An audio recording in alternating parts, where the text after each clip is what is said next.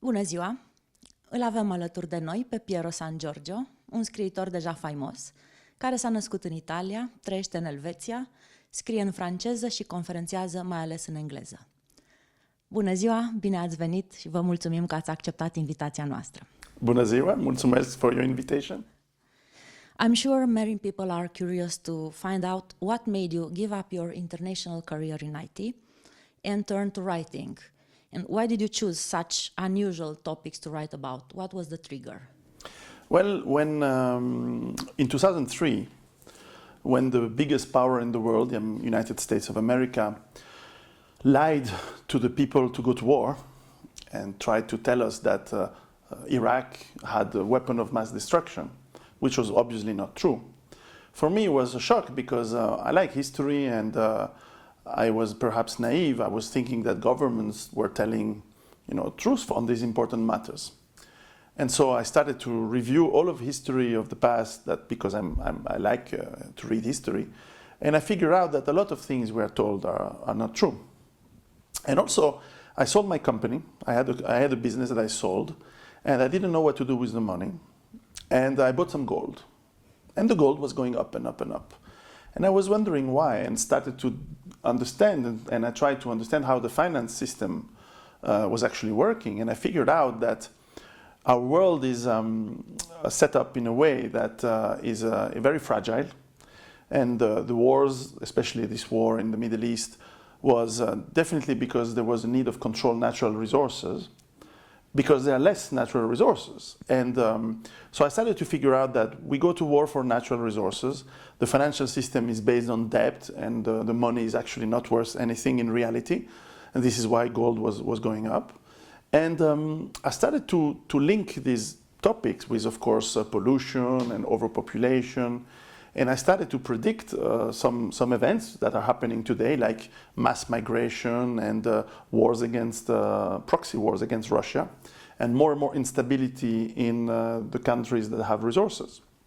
And so I said, well, if this is going to happen, I should not spend my life selling things across the world. I should rather focus on building for myself and my family a life that is more stable, more autonomous, more beautiful in a way, more sane and more healthy. And so I sold what I had and I bought myself a farm and I started to build a new life in the farms. And since 2005, I really started to change and switch. I did it progressively, small by small. And I started to feel that people around me were asking me, how do you do it and why do you do it? And so I said, look, I'm going to write a book. And I wrote the first book, which came out in 2011, which is now, of course, translated in Romanian. And by surprise, this was a big success. It was a big success in France, and then it was translated in Italy, in America, even in Arabic and in other countries. And the people were really curious to understand how can you change little by little your life to a more sustainable, a more autonomous, and I believe really a more happy and joyful life for yourself and your family. How does the people receive your books? And what about the authorities? What was their reaction? So at the beginning, of course, the success was with people, and there was a lot of word of mouth because the media were not interested to talk about these topics. Because in my books, I explain why there will be no more growth. There will be no more economical growth ever in the future because the energy, the materials necessary for growth will not be around. So because of the success, media had to start to talk about it, of course. And so at the beginning, they were a bit curious to understand if they always try to put a label. Are you ecologist? Are you something else? And so they try to see, are you nationalist? Are you communist? What are you? And I say, well, I'm nothing about all this. I'm trying to work autonomy. I'm trying to work resilience. And yes, we build community of people who work and help together, but this is not political ideology. This is just common sense. So it was very difficult for the media to put a label, but I could feel they don't like what I say because the media want to push the story that we can solve all the problem with growth. and that money is the goal, and that consumption is what people should do, because buying more things is what the system wants us to do. So the political system, in some countries they ignore me completely and they say, oh, don't worry, we're going to grow and everything will be better tomorrow, don't worry.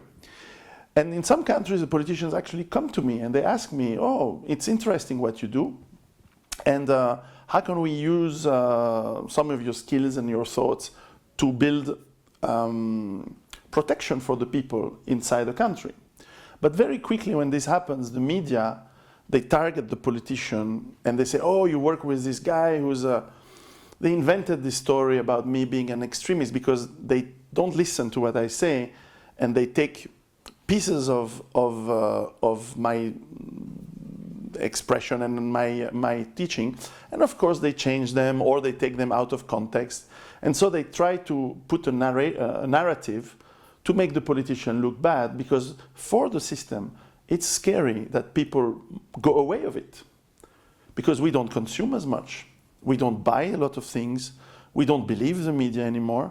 So for them it's very scary. This is why they want to censorship, and they start to tell stupid stories.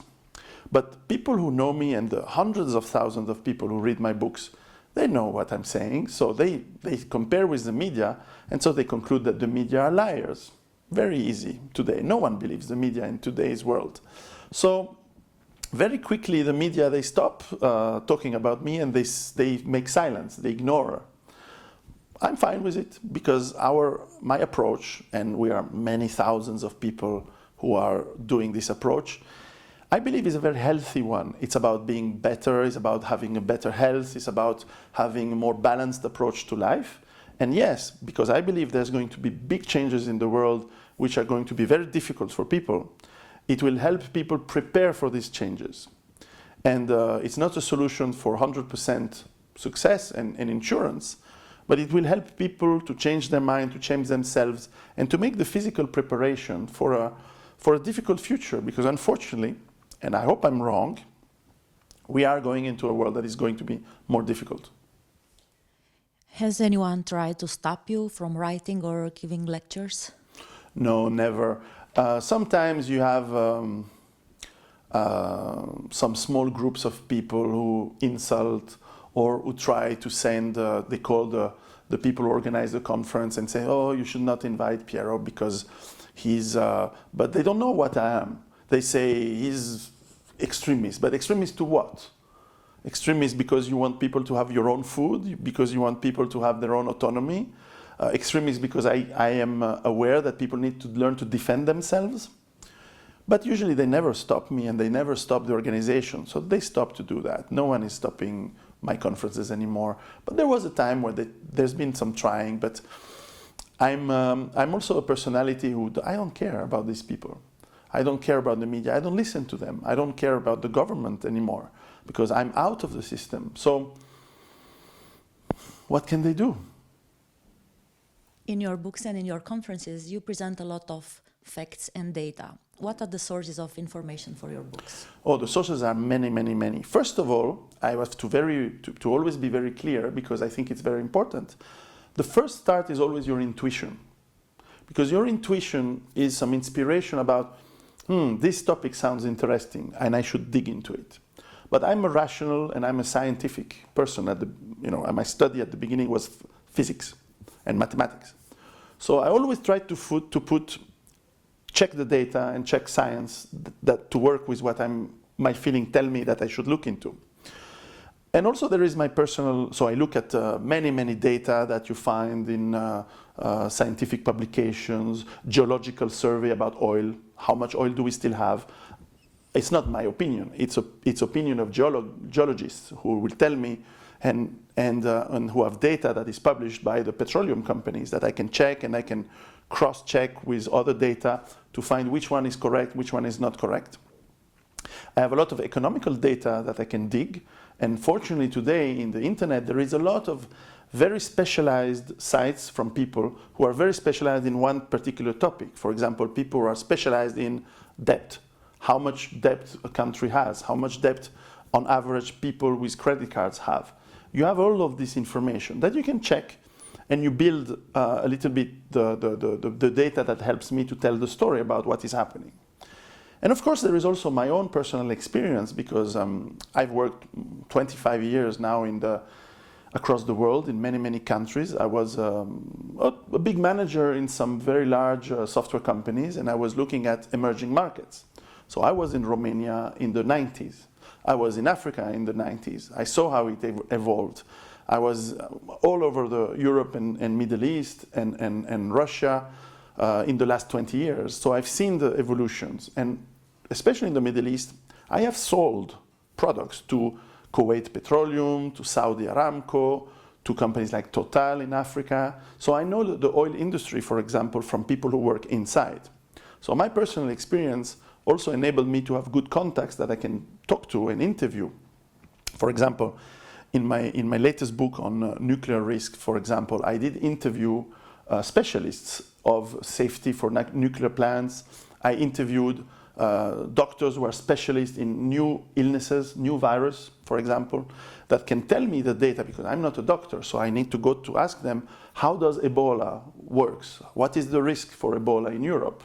What is the risk for this other illness, and so on. So I always try to find the data, because I don't want to, my job is not to convince people. I have to tell them what is the reality, or at least what I think is the reality. But as much as possible, I try to find hard data, facts. And this is why people who criticize me, they don't criticize the data. They can't. It's real data. So maybe they can find one day that there's been a little bit, tiny, tiny difference in how many millions of production of oil we have per day. But this is a detail. This is not fundamentally changing the trend. And in fact, no one has ever challenged me on the data of my books. Never, never. And I would like them to challenge me on the data, because I would like to have people to show me that I'm wrong, and that we're not going to collapse, and that the world is always going to continue. But history shows us that the problems that we're facing today usually bring down civilizations. They bring down, in total collapse, the economy. And more and more people, even people who know a lot of things, people who are high up, now they come to me and they say, you know, you're right. And we're also preparing. And we are all scared that this is going to happen. And I tell them, the point is not to be scared. Yes, being scared is an emotion. But you manage this emotion and you turn it into energy to do things. And this is what I want to teach people. Do things that are good for preparation. As you have mentioned yourself, sometimes you are perceived as a bit radical. What do you answer to those accusing you of being a little bit too close to the extreme right? Okay, so radical, I think it's good, because radical goes to the root of the problem. And I like to go to the root of anthropology, of biology, of science, and energy. Because it's when you understand the root that you can understand what things are happening. In terms of extreme right, first of all, I don't know what is the definition of extreme right. For me, every time I meet people who say that they are extreme right, I find very soft, very nice, very polite people. So I don't know. Is it a good thing? Is it a bad thing? For me, I find polite people and people who are listening very carefully to what I say. I must say that I'm also invited by extreme left people, but the media never talk about that. They always talk about when I'm invited by extreme right people.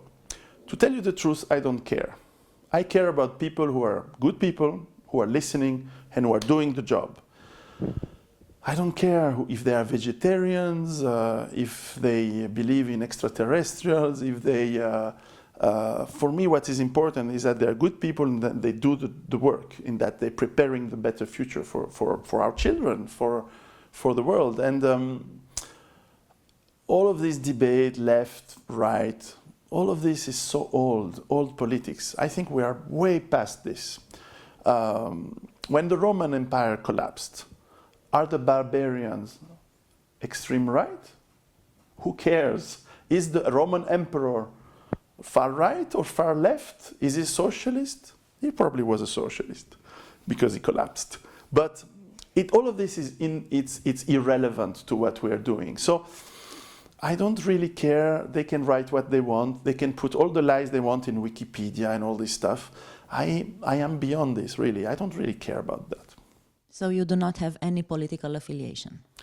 I'm invited by people who do politics, but I'm invited like I'm invited here in Romania. I don't have any affiliations with you or with anyone else. I'm very happy that you invite me. You are very polite and very hospitable, and I thank you very much. I have my political views, of course, and I'm a citizen of Switzerland, so I do vote and I do have my views in Switzerland, and I'm very happy to express them in the context of Switzerland. I am a normal citizen with my thoughts, and I will never accept anyone to stop me to think the way I want to think. But what I write in my books and what I tell in my conferences, perhaps, yes, I put some humor and I try to make it funny because it is sometimes a difficult topic. But I don't do politics. I don't say to people, vote for this party or vote for that party.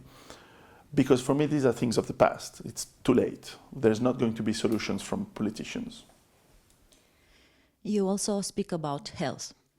Have you looked into the very sensitive and actual topic of mandatory vaccination? Do you have an opinion on this? It's a very difficult topic because, first of all, I'm not a doctor. Okay, being a doctor doesn't mean anything in these fields, we know, unfortunately. But I understand a bit of the science and I understand the basic principle of vaccination. I also understand that when you group vaccines together, I ask myself the question, why do they group vaccines together that you don't need? For example, hepatitis B. If you're not in contact with blood, you will never get it.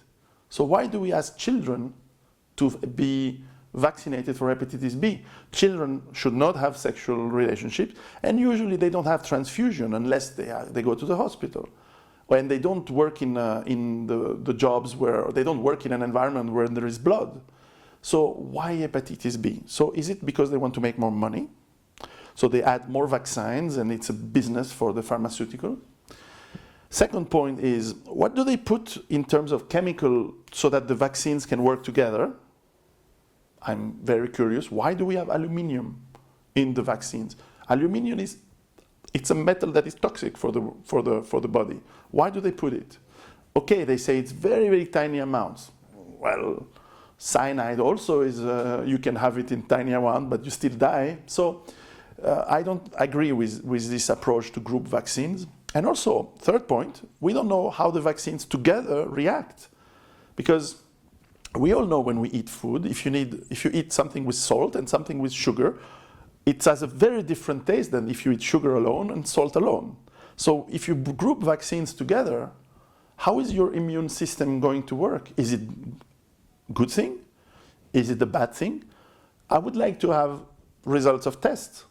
I don't want to have my children and myself with all this. When I was a kid, I had 2 vaccines, maybe 3. Why now do I need to have 11? This is very strange. Is it just because of money? Is it because there is worse? I want to say to people, think by yourselves, do not believe the government, always be very suspicious and make your own opinion. Could you give us some examples of things that you personally gave up when you switched to a more sustainable way of life, closer to nature? Sports car. I had a nice sports car. I loved it. But I gave up a lot of the jet-setting way of life, going around the world all the time. I travel much less now. I stay more home. I look after my garden. I have a little bit of animals in the farm. I take much more time with my children and the family. So what I gave up is actually not a problem to give up. In fact, at the beginning, you find out that you don't. I gave up the TV, for example, and that was a fantastic thing to do. Everyone should get away with the television, not on the internet, but not you.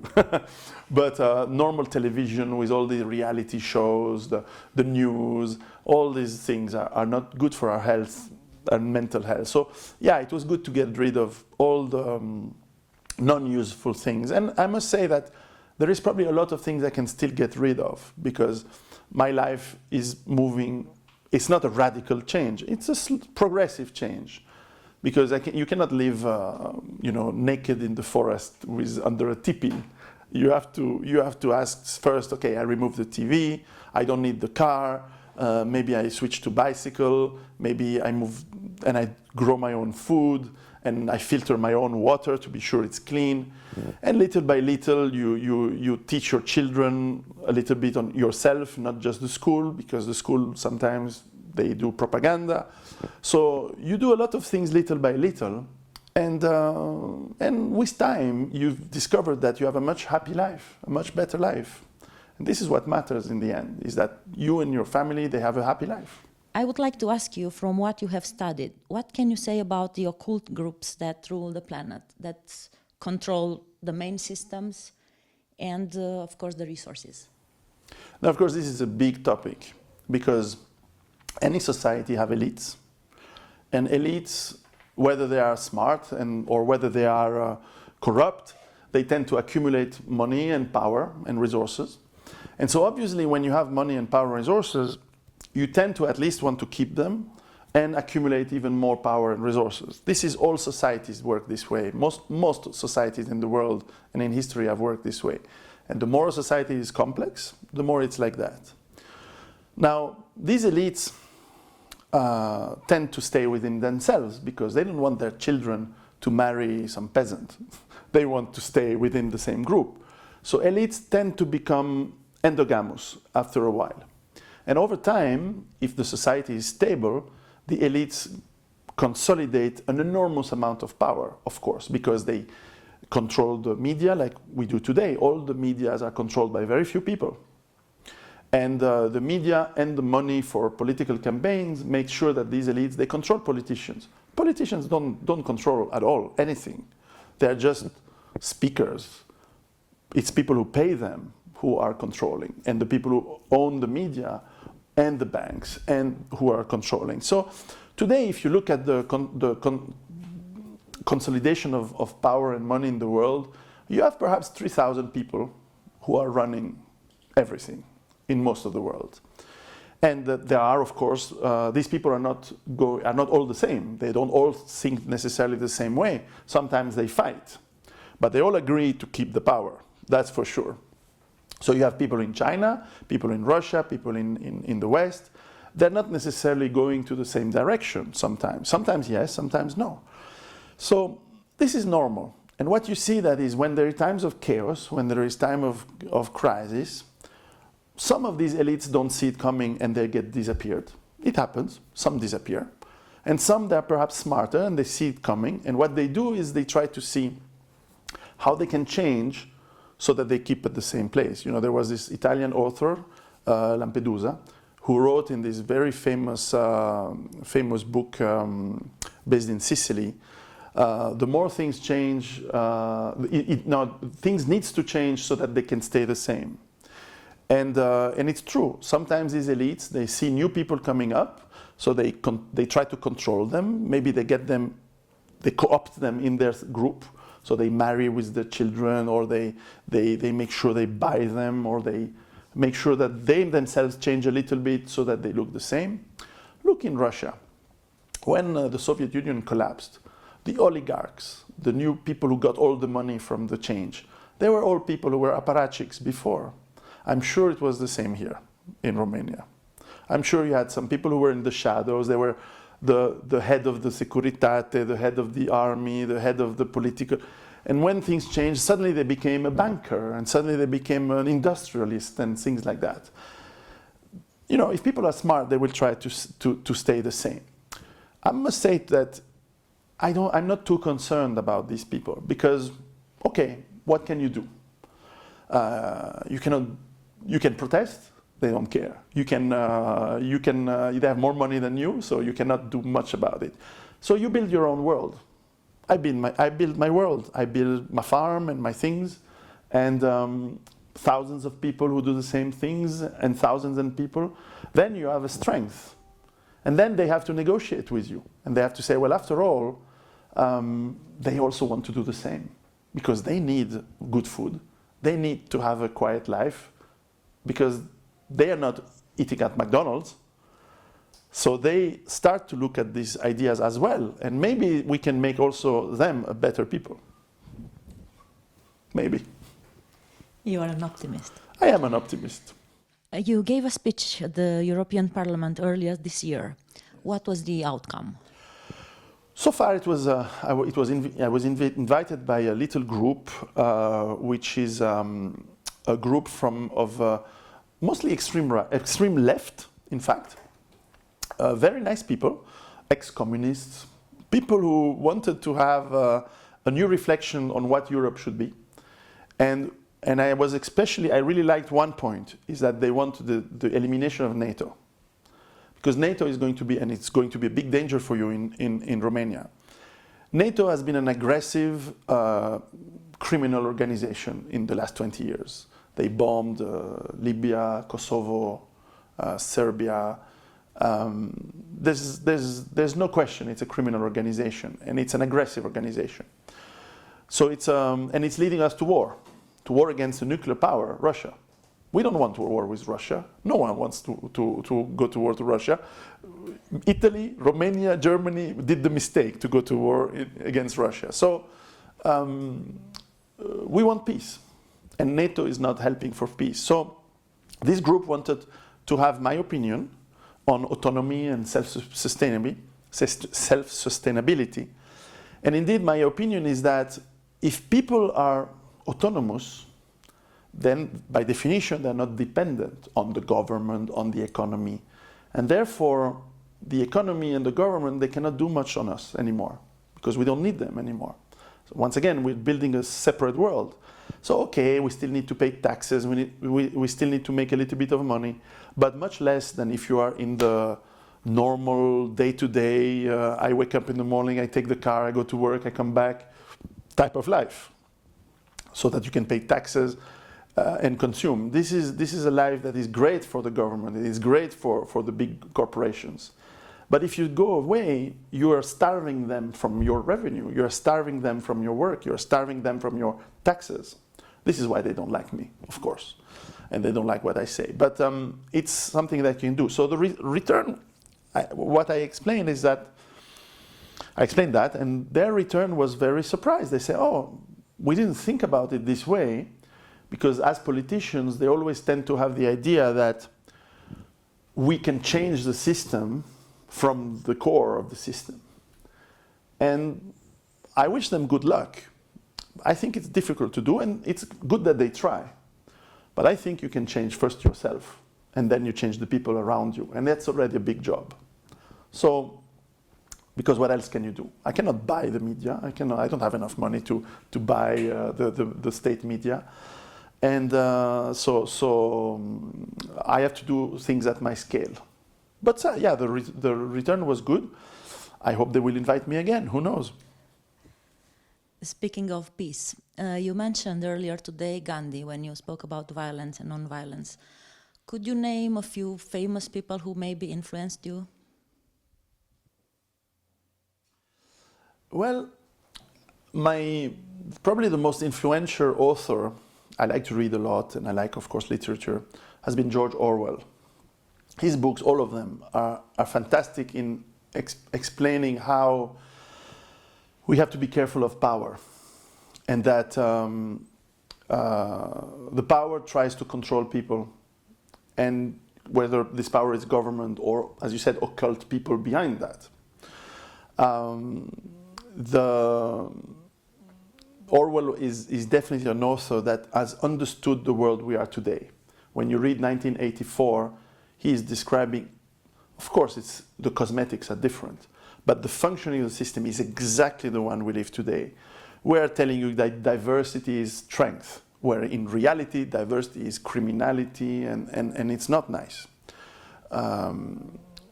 We are telling us that when we bomb people, in fact, it's called we bring them democracy.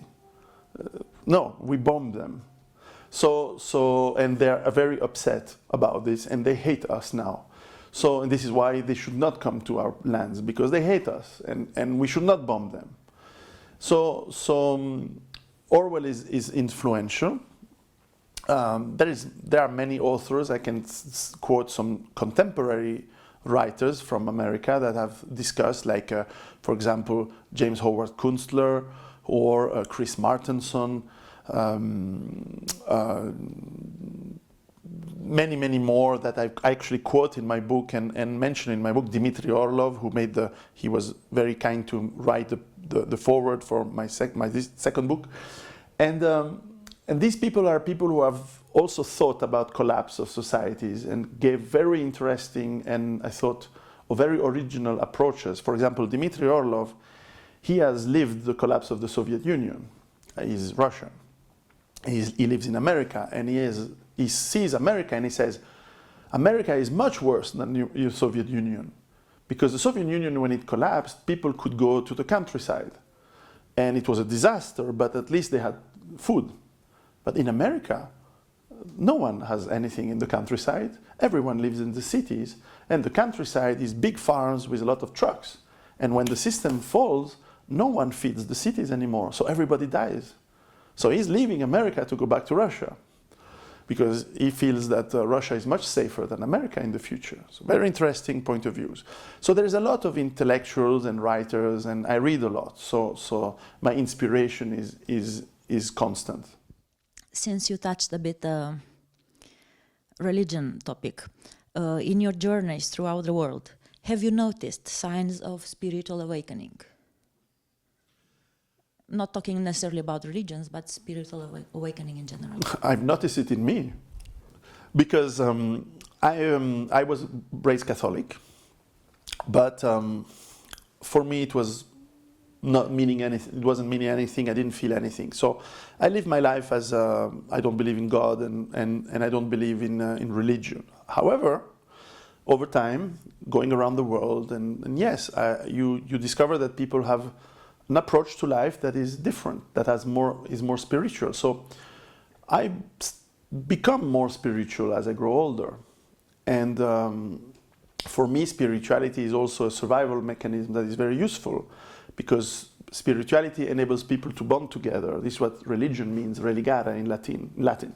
It means to connect people. And that's the purpose, is one land, one people, and they have one common belief. Today's world is chaotic. You have all sorts of belief everywhere and so on. But when you look at communities, very quickly you find that people share the same belief. And actually, it doesn't matter what it is, as long as it's positive and it works. So you can believe there is a big rabbit in the sky. You can believe, it doesn't matter. What matters is the rituals that you set up, and the rituals that usually are linked to something real, such as the passing of the seasons, the sun going around the earth going around the sun. Sorry, the moon cycles, or for example the cultures, and of course this is linked to where you live. For example, clearly the the spiritual traditions of Europeans are very different, because we used to live in the forest, in the cold weather, in the winter. They are very different from the spiritual tradition from the people from the desert, where they don't care about the summer or winter. There's hot all the year, but they care about the moon, and they have different kind of approach to spirituality. It's very different. So I'm discovering an interest and a curiosity about spirituality that is growing, and especially, for example, when you work with meditation or yoga or mindfulness, you discover about yourself. And every individual is a universe of discovery, of emotions, of function and mechanics that you can discover by thinking about introspection and yourself. And this is what is interesting with yoga or meditation, is really helping you to discover yourself, to also manage better the fear and the negative emotions that can happen when you have all these. What I write is sometimes scary, because we're talking about death, we're talking about suffering. And so, I have children. I don't want them to see suffer or die, but the possibility is there. So I need to manage these bad emotions. It's not bad or good. It's these negative emotions that can hurt you, that can trigger cancers, that can trigger illnesses, things like that. I want to manage them well and use them for positive. That's why I'm optimist, because I can turn my fear into creation, into work, into positive things. And this is it's a lot of work you can do on himself. So it's something I'm going to discuss in a future book soon. But yeah, I believe this is part of spirituality. It's part of the connection between people, the connection with nature. All of this is important. So I know you practice yoga. What do you practice regularly?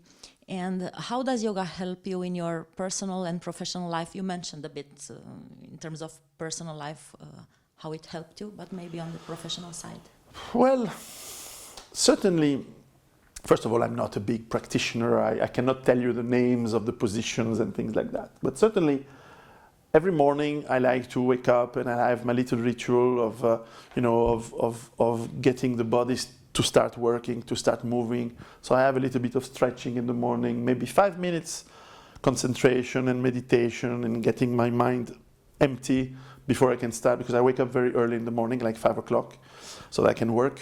And getting empty empty your mind is a good way to keep creativity coming, because then you don't have thoughts about, oh, I need to bring the children to school, I need to go to the dentist, your mind is empty. Then you start to work and it fills with creativity and you can start to write. So I have my little rituals. I'm not a big practitioner, but I do that. And once in a while, when I'm stressed, when I'm feeling upset with my wife or with people around me, of course I practice the long breathing and that helps a lot to get lower heart rate and get yourself quiet and calm and not have anger. And even when I do martial art, I do Sistema, which is a Russian martial art. We spend half of the time breathing, learning how to have breath, to control emotions, to control fear, to control movement, to control energy in the body. If someone hits you, you don't tend. You keep the energy of the hit flowing so that you can get it out or get it back to the guy who hits you. So there is a lot of things that you can do with these techniques, and I think it's very good that organizations such as yours or schools of meditation and yoga, they are rediscovering these techniques that are very ancient, that are very old, and that are very useful, and that we are learning again from them. So yeah, it's great. You spent quite some time in Romania. How would you describe Romania and Romanian people in a few words? It's always tricky to describe a full country, because it's a big country, Romania. You're what, 30 million people? Hardly 20. 20? Well, they all went to UK. That's why. No, but I thought it was more people. Anyway, and of course, I came here for business, for the business I was working with. So I sold with stuff to Rompetrol, Tiriac Bank, Dacia, etc., etc. So I know a little bit the business, and I was always very surprised that business was clean, was very open, was very Latin, and I'm Italian originally, so there is similarities, and I know that a lot of Italians do business in Romania. There's a lot of marriages between Romanian and Italians. It's people that go along very well. Of course, Romania is more complex because it's not one people. You have Romanians from this part of Romania. You have Transylvania, which used to be Hungary before, long time ago. Now people will say, it wasn't Hungary, it was ours. Okay, it's used to be part of the Austro-Hungary Empire. Yes, but still it was ours. Still it was. It's okay, good. And people are a little bit different. You have a lot of gypsy still population, which is completely different. Very interesting to study. And generally speaking, I've always been very welcome. People was very friendly. The food is great. I do some very good ciorba de fazol myself now. I learned how to do it. My best friend is Romanian, so she taught me how to do good Romanian food, and toshitura taranesca and polenta. We share the polenta with North Italy. So there's a lot of cultural things that I get along. So I'm always very happy here. It's always very nice. I don't know all the country. I've been to the Brasov, the Delta, of course Bucharest and around. So it's a good country for the future because you have less people than I thought. So for me, my mind was 30, but okay. So you have mountains, so you have good agriculture.